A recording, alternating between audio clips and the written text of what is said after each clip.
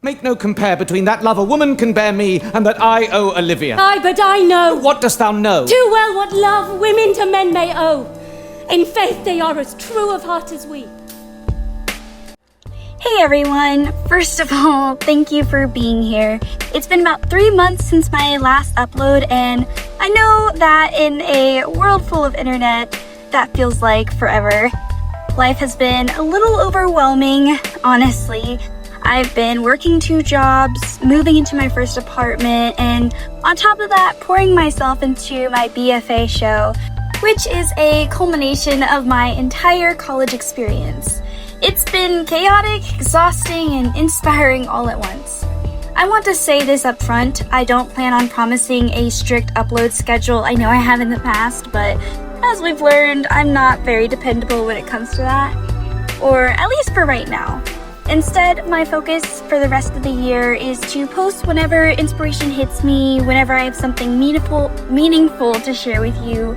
And after I graduate in the spring, things may look very different. I'll hopefully have more time, more freedom, and more energy to dedicate to both my art and this channel, but for now, this space is about passion and not pressure.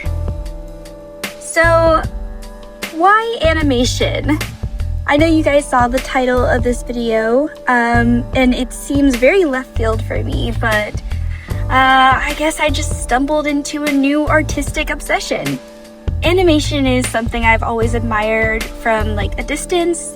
Like most of us, I grew up on Disney classics, but I never thought of them as an artistic language. I thought of them as just movies, though recently I've started looking closer, studying, and realizing just how profound they are. Like when you pause a frame of Sleeping Beauty, for example, you're not just looking at a cartoon, you're looking at like a full painting in motion. And as much of that magic comes from Ivan Earle, the visionary artist who created those sharp, stylized, impossibly lush backgrounds. His forests feel like places you could step into, and his use of shape, light, and rhythm makes the world feel alive even when the characters move across it. That realization hit me like a lightning bolt. What if my art, my naturalistic style, of course all the greens and stuff, my fascination with literature and myth, could live in the same space? What if I could make paintings move just like Disney did in its golden era?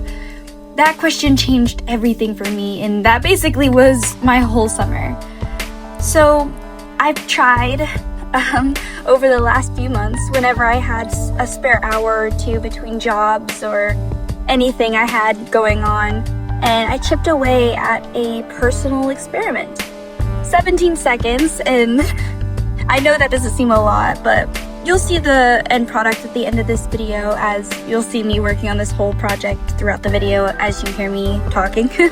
But now that might sound small, if you've ever animated, you know how much work goes into even 1 second. And for me, this project was more about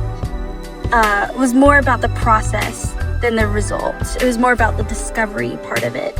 I wanted to learn what my style looks like when it moves, how my brushstrokes translate into forms, how to balance painterly stillness with character movement. And I think this totally added to my painting style as well, which you'll see, I guess, as we move forward in life. But the process was very humbling, frustrating, and exhilarating all at once. But when I finally realized, or when I finally watched those 17 seconds play out, like at the end, I felt so proud. Not because it was perfect, but because it was mine. It was a doorway into what might be possible if I keep pushing myself. And I truly think that this is a new avenue from which I want to continue to explore. That doesn't mean I'll stop painting, but it's definitely something I want to incorporate into my process. Or I don't know. It's something I'm very much still exploring, and I'm excited to see where it goes. So this experiment also became directly tied to my BFA show. My exhibition, which I've been preparing for all year, is centered around the Iliad and the Odyssey. At least my part of the exhibition. These stories are foundational to everything I love. They're epic, tragic, human, and timeless.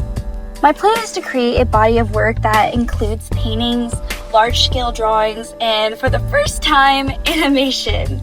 I knew from the start for my BFA show I wanted to have a giant triptych with paintings to see how far I could push myself in that area.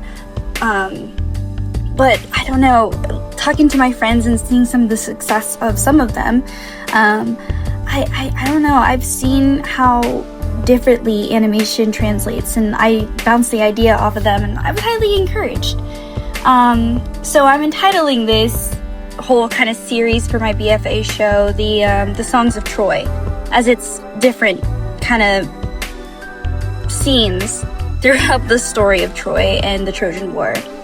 And the animation that I'm going to do is going to be focusing on Achilles and Patroclus training under Chiron, the centaur teacher of heroes. It's a moment that has always stood out to me, not just in Homer, but in the Song of Achilles by Madeline Miller, which is one of my favorite books.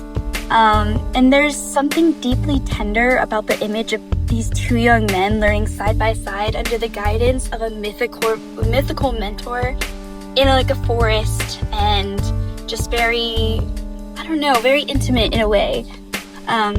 Bringing that moment into animation feels like the perfect way to merge my passions.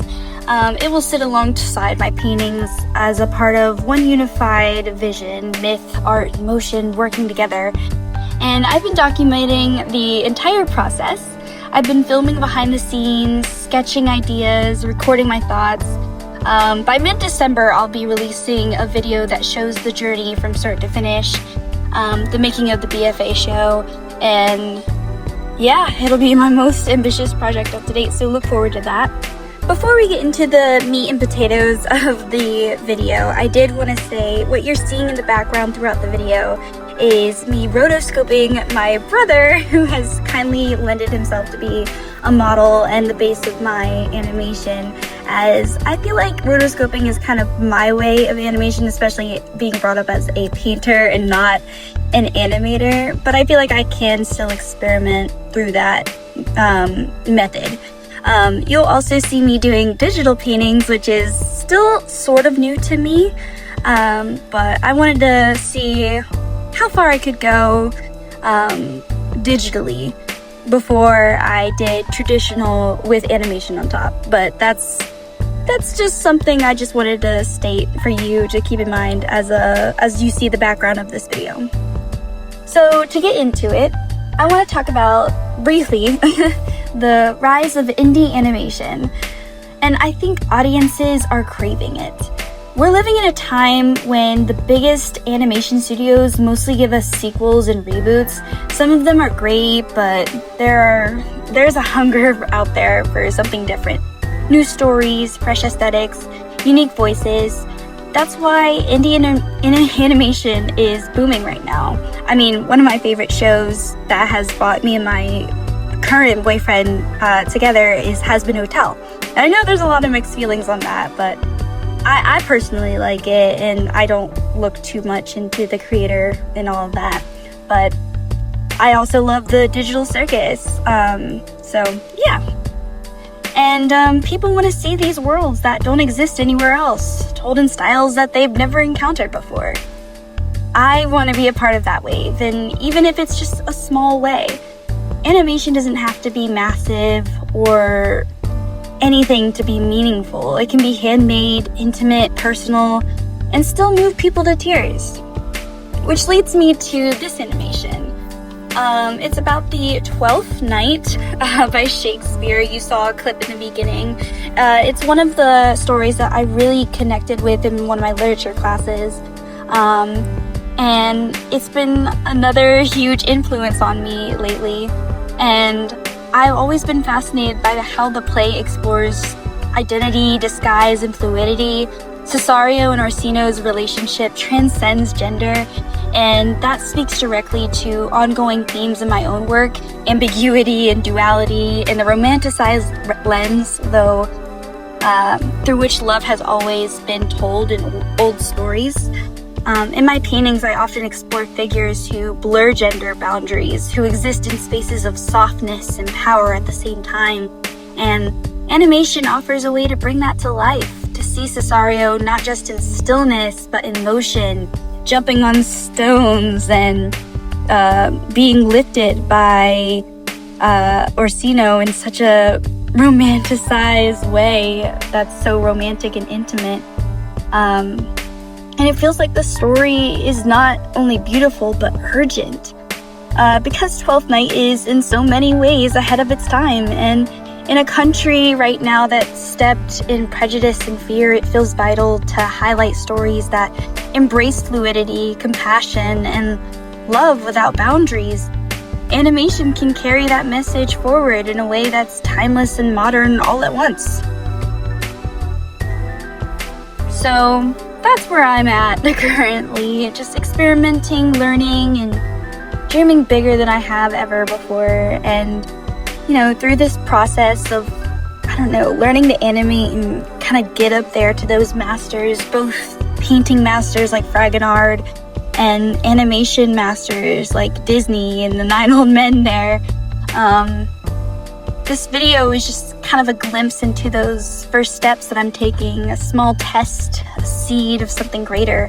But I want to grow it, and I want to keep exploring, and honestly, I want to know what you think. I know I'm no professional here, as this is very amateur work, as I'm, again, not taught in this. I just kind of got into it over the summer and researched it a lot since then. But I do want your feedback so I can continue to grow and learn in this medium. But would you be interested in seeing me learn and fully create a full short film of the 12th Night? It's a very impactful play, honestly. I'd go more into it, but I don't see the need. Or would you rather see me bring the full Song of Achilles to life in animation?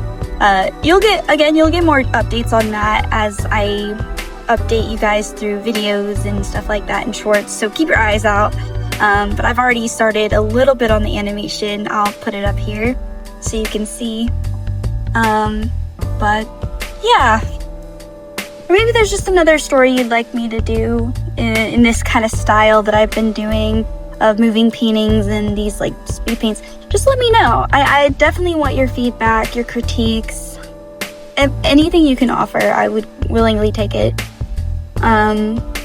So drop your thoughts in the comments. I read all of them, and your feedback will help shape where I take this channel next. As, again, this channel's kind of just, at this point, it's kind of just me posting whenever I feel very inspired and willing to share kind of my ongoing journey. Even though I don't post all the time, please know that I am always doing art. It's just, not as public as it should be. I just don't post like that. I do need to learn to post more. I'm busy, but hopefully this spring. Definitely look forward to this spring, but like I said, no promises. But yeah, thank you for being here, for sticking with me during my absence, and for supporting me on this journey.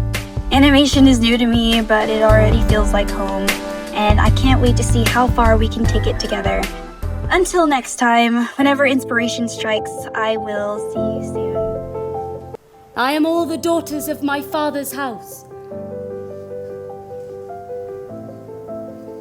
and all the brothers too. And yet, I know not.